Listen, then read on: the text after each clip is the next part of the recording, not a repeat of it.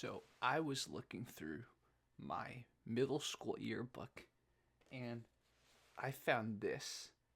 I am so impressed that so many years when I was really young, I kept this knowing that one day I would make a video on it. I mean, I didn't, but this is such a gem. So, what is this? For those of you who went to school, and especially those of you who had to take either a standardized test like the SAT or something like a TOEFL, if you know what a TOEFL is, you probably had stuff like this. This is vocabulary for you to memorize. For those of you who ever took a foreign language, you had foreign language vocabulary to memorize. Now, let me ask you, how many of these words do you still retain? How many of these words do you retain even a year later? I was looking at these words. Obviously, some words are in the public consciousness now, like narcissism, so I know what that is, right? But what's jejune? What's florid? What's pernicious? I don't know. But somehow, starting in 8th grade, I was trying to memorize this stuff. And what's funny is, this has been something that has been used on me, and I know many of you can relate, since elementary school. Remember in elementary school? Trying to remember the definitions of words? When has that ever worked? I don't know why this learning technique has been passed down when it doesn't work. It doesn't work.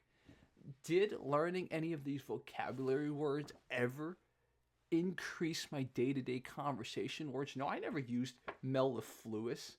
I never used misanthrope. Did I ever use it in my writing? I don't think so. I would have remembered if I did, right? Like, some of these words never. Peccadillo, I guess.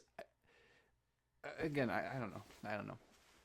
But I remember I had a teacher. He actually had a PhD, so we called him Doctor. So I don't want to dox him. He was a really bad teacher. And I remember, he's an English teacher, by the way, I forgot to say. And at the beginning of class every day, he would have us remember some kind of English literature term. And had him for the whole year, right? This was 10th grade. Whole year, had him. I only remember one term, iambic pentameter. You know the Snow White song. Everything goes back to Snow White. You know the Snow White song, hi ho, it's off to work we go. That's an iambic pentameter. But that's the only thing. He had us remember so many terms. And the funniest thing, I will never forget this. At the end of 10th grade, my friend at the time, Julian, he used the word protagonist. And I didn't know what a protagonist was. And he's like, you don't know what a protagonist was or is? What did you learn in English? And I'm like, I don't know. I mean, we had all the bad kids in our class. All I learned was that someone, by the way, I talked about this before, someone who had a cell phone found the number of the phone that was in the office next to the classroom, and they would secretly dial the phone every day from their cell phone. That's what I learned in English class. But again, this type of, I guess you could call it an iteration of a rote memorization, right? You take these words or whatever concept and try to just repeat it, say it, write it, whatever, enough that you remember it. This stuff doesn't work, man. But we all do it. We all do it. I guarantee you, if you go try to take a language now, or you do whatever, you're going to have vocabulary terms. And we all know that never works. You remember it. It might go into your short-term memory. It's not going into your long-term memory unless you really, really use it and apply it. And the issue with all these words is that they're just not practical. They're just not practical. Like, think about these words. They're just not practical because the average usage of a language, there's not too many words if you really think about it. Which, by the way, that's one of the keys. That's one of the shortcuts to learning a language. Figure out which words are the most used and learn those. Like, learning vocabulary terms like this doesn't do anything. It really doesn't. So, yeah, I was expecting to make another video because I was digging through my yearbook and I was like, let's find some of these people, right? Funny story, I went to school with some people who were 1 degree away from Zuckerberg. Like, I was telling my parents this. I'm like, I can't believe they were twins.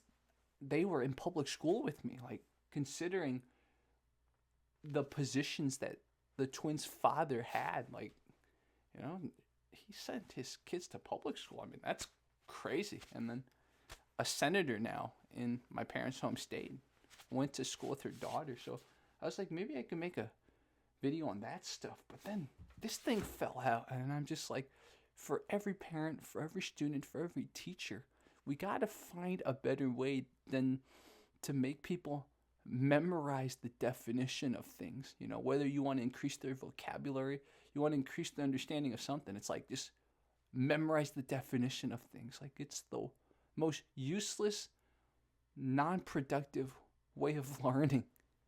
So, what do you guys think? You guys let me know. How many times in your student life did you have to remember vocabulary?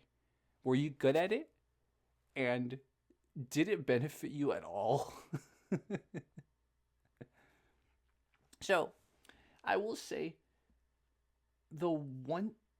I just got distracted by there's a term here called noisome, Noisome, noisome. I've never heard that term used. But what I was going to say is, the 1 or 2 times, let's say you're reading Shakespeare or you're reading something that's trying to be complicated or very old, and you pick up a word, it's kind of cool, right? But yeah, I'm done talking. We all know, and our society is suffering because of it, that there was a lot wrong with how the majority of us were educated.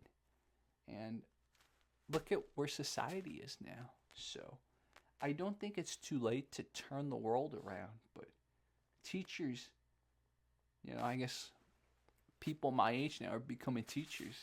Got to figure out better ways than to this type of, oh yeah, memorize vocabulary.